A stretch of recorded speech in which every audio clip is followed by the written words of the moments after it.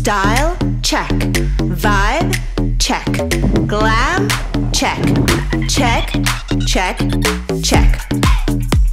Good day mga kaisla! So for today's video, tayo ay gagala na naman kahit wala tayong pera. Tama, Maring. Kasi ngayon, andito po kami sa isa sa magagandang resort dito sa Camotes Island na ang Azor Camotes Resort Hotel! Yes, sobrang blessed po natin mga kaisla. Dahil today, naimbitahan po tayo na pasyalan ang kanilang resort. Bibigyan po namin kayo ng rason why Azor should be in your bucket list. Lalo na ngayon nga sobrang init ng panahon. Kung gusto kayong maligo ng pool or dagat, nandito lang yan sa Azor.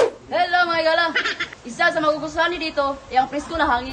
Ipapakita po namin ang ganda ng resort na ito. Mga kaisla, welcome po sa aming second episode ng San Francisco Camotes Inaghambog Yotika! I wanna kiss you with my eyes closed.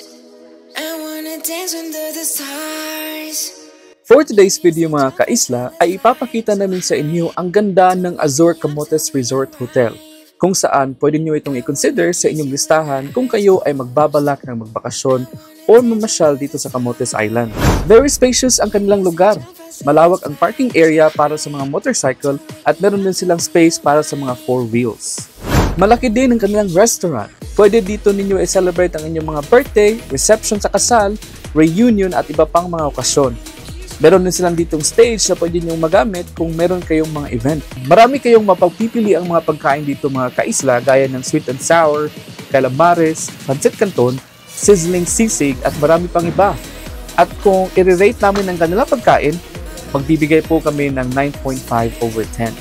Ang entrance ng kanilang pool para sa mga gustong mag-walk-in ay 100 pesos para sa mga adult at 50 pesos naman po para sa mga kids. Ang lalim nito ay nasa 4 to 6 feet. Meron din silang pool na pangbata na may lalim na 3 feet. Napaka-overlooking dito at siguradong marerelax ka.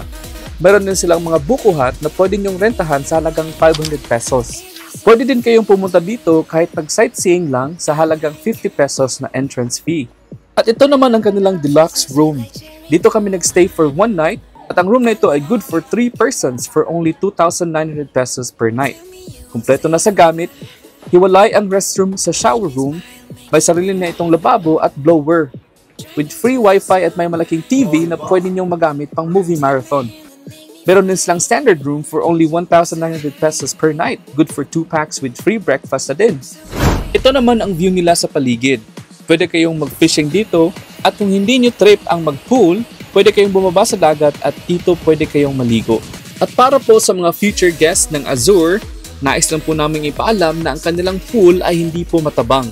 May halo po itong tubig dagat na kanilang inilagay sa kanilang pool sa kadahilanan na hindi po gaanong kalakasan ang water pressure dito.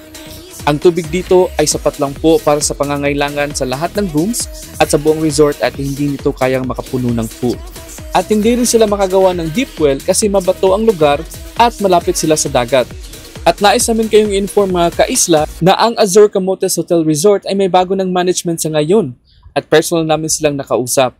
Sinisikap nila na mas ma-improve pa ang kanilang service at mas mapaganda pa ang resort. At sa mga kaisla natin nagbabalak na magstay dito during weekend, ina-advise po nila ng advance booking dahil parati po silang fully booked during weekends. Para sa inyong mga inquiries, i-message nyo lang ang kanilang Facebook page. At para sa mga gustong magpa-promote ng kanilang mga businesses, paki-message na lang po kami sa aming page or you may also call or text us at 0966-705-1058. At paki-share na rin kami sa video ito mga kaisla para mas lalo pa kaming ma-inspire na gumawa ng mga nakaka-good vibes na video para sa inyong lahat. That's all for today's video mga kaisla. At abangan nyo ang susunod naming i-feature na tourist destination dito sa Pasihan Island para sa aming San Francisco Camotes Inaghambog Yotika! Wow! Di ba ang saya?